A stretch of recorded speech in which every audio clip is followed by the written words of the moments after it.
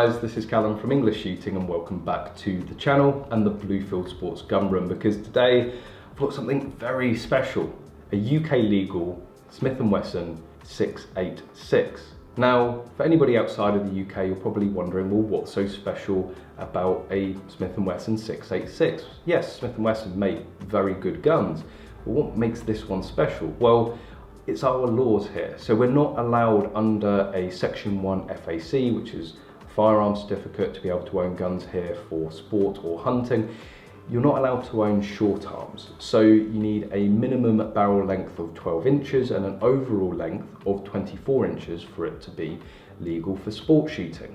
Now, the complications that brings in is that big manufacturers like Smith & Wesson, they don't want to make a gun specifically for the UK. It's a very small market and they have to completely change the barrel and end up putting on this rod. So really there's very little chance of being able to get one here in the UK. Luckily for us, there's a company called Rude Fat Dog based down in Devon that makes this for the UK market. Now again, because of our laws, it's a little bit funny. You can't just bring in a full gun and then convert it. If it comes into the UK as a short arm, it's classified as Section 5 and you can't get one of those for, well, it's very rare to be able to get one of those for sporting purposes. So what they actually have to do is import just the frame and then all of the component parts and then hand assemble and hand build every single one of them, which again leads to it being so special.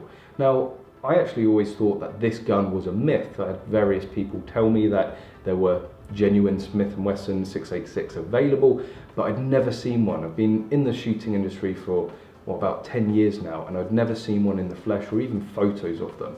But here I have one, it does exist.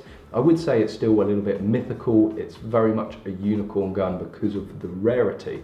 But not only is it a Smith & Wesson 686, but it is also a very highly tuned one. So this is actually owned by a Bluefield Sports sponsored shooter, Tom Ellaway, and there's another video on the channel going through all of his gallery guns, and he uses this long-barreled revolver for gallery competitions. And because it's a competition gun, it's had various refinements like on the trigger. The trigger is just absolutely beautiful in either double action or single action, just incredibly light and crisp, which is exactly what you want for any sort of high level competition. You do also see these occasionally on the practical circuit. So people do IPSC handgun shooting here with the long barreled revolvers. So it is a serious top end competition gun for either gallery or can be honed in for practical shooting as well. So I talked about, obviously it needs to have the 12-inch barrel, and that's why the barrel is so long. You've got this carbon fiber shroud on it. That's just to remove a little bit of weight out of the front so it doesn't make it front heavy. And of course you have this rod sticking out. Now, the purists out there are probably looking at this and grimacing. Yes, it might look like a little bit of a Frankenstein gun, but this is what we need to do to be able to own it here in the UK. And my view on it is that it would be better to have something like this than nothing at all. But really, when you get to shooting it, it's very well balanced. The majority of the weight is around the cylinder and the frame. The rod doesn't interfere with you shooting it at all, so you can get your standard grip and you just ignore the rod. It really doesn't interfere with you. And again, the barrel, when you get your sight picture, you can't notice that it's 12 inches long. It does feel like any other normal Smith & Wesson 686. Of course, all of the controls are exactly the same. So you flip the cylinder out and you can of course use speed loaders with it for competition. That is going to be essential. Another addition is the Aristocrat sight on it. So again, honing it in for gallery competition. It is an adjustable sight on there. You can also mount any sort of red dot or optic that you want to with the Picatinny rail on top.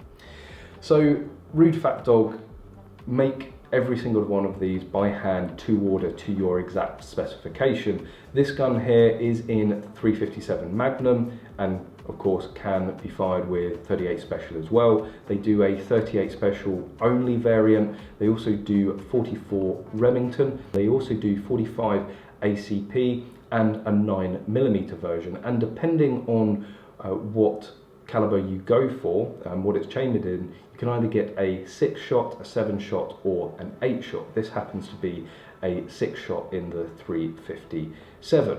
Now, these are, as I keep saying, incredibly rare. There's two reasons for that. The waiting time on one of these can be north of 20 weeks. So you are going to be waiting, easily half a year if you want one made. And then also the price. Now, there's a lot of custom work, obviously, to firstly get it to UK legal specifications, but also then to tune it for competition, again, making that trigger so nice. And they start at £3,200. And I know probably my American subscribers have just fallen off the back of their chairs hearing that, but there is a lot of craftsmanship and gunsmithing that goes into these, and the fact that they only make a handful of them a year again goes into why they're so expensive. Now, depending on what caliber you go to, that can go up to £3,700, and of course the sky is always the limit when it comes to accessories and anything you want to add on or any further customization or tuning. But if you're going for the top level, either in gallery shooting or practical shooting here within the UK, this really is the gold standard. The only other real competitor is going to be, say, the DJI Rhino. I don't think that's very well suited for competition. Or the other very popular gun that you see on the competition circuit is the Taurus. Well, in my experience with all of those, this beats it hands down. So if you're looking for the top spot in competitions, well, really it's worth what you're willing to pay for. So, as I keep saying, it's something very, very special that I wanted to share with all of you guys, and I can finally say that it does exist. I'm holding one in my hands. Did manage to put a few rounds through it, which was a great experience to say that I've shot a Smith & Wesson revolver here in the UK. Not many people can say that because of our laws. It shoots great. I would love to have a chance perhaps one day to use one in competition and really see where it performs in competition, but we have to wait and see, and I'll keep my fingers crossed on that. But there we go, guys. If you are interested in learning anything more about these, then go and check out Rude Fat Dog. If you can't find them, get in contact with Blue Field Sports. We'd be happy to put you in touch and point you in the right direction, and maybe even help you source one if that's what you're looking for. But there we go. Thank you very much for watching this video. I really hope that you've enjoyed it. If you did enjoy it, please hit that thumbs up button and make sure you're subscribed for future videos. And as always, guys, I hope to see you soon.